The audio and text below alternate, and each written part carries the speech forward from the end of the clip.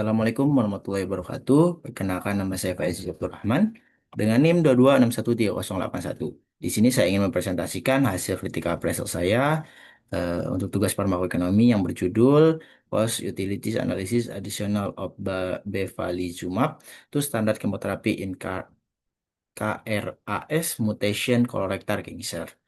Langsung saja untuk pembahasannya di sini menggunakan checklist Drummond, di mana pada checklist Drummond yang pertama itu semua kebanyakan dapat dijawab oleh jurnal ini, sehingga bisa dikatakan untuk jawaban satu itu cukup baik. Kemudian untuk jawaban Drummond yang kedua, di sini hanya menjawab pertanyaannya saja, sedangkan 2.1 dan 2.2 itu tidak bisa dijelaskan oleh jurnal tersebut. Kemudian untuk yang ketiga, untuk pernyataan tiga dari analisis Drummond, mungkin di sini hanya tidak bisa menjawab pada pertanyaan 3.1 karena emang tidak digunakan control trial use pada penelitian ini. Untuk pertanyaan yang keempat, pada checklist Drummond ini mungkin jurnal bisa menjelaskan semuanya, tetapi ada salah satu pertanyaan di mana jurnal tidak menyebutkan biaya modal seperti alat atau bangunan atau hanya biaya rumah sakit saja yang disebutkan. Kemudian untuk pertanyaan rumun yang kelima, mungkin tentang cost consequent measure and appropriate physical unit, jurnal ini bisa menjawab, sedangkan dua pertanyaan lainnya jurnal ini tidak bisa menjawab karena tidak disebutkan biaya administrasi apa overhead rumah sakit. Kemudian untuk 5.2 ini juga tidak dibahas dalam jurnal ini. Selanjutnya mungkin untuk pertanyaan nomor 6 dari pertanyaan Drummond, mungkin jurnal ini bisa menjawab semua pertanyaan Drummond dan mungkin hanya satu pertanyaan yang tidak bisa dijawab dalam 6.3 ini karena tidak ada dibahas dalam jurnal ini.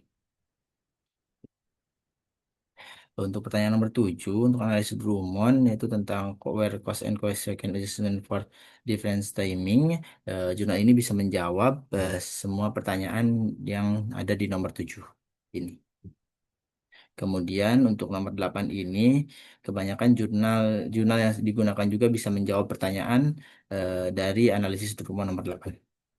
Kemudian untuk analisis Drummond yang ke-9, jurnal bisa menjawab pertanyaan dan hanya satu pertanyaan yang tidak bisa dijelaskan oleh jurnal karena tidak ada analisis probabilistik, eh, hanya ada sensitivitas sederhana dalam jurnal ini.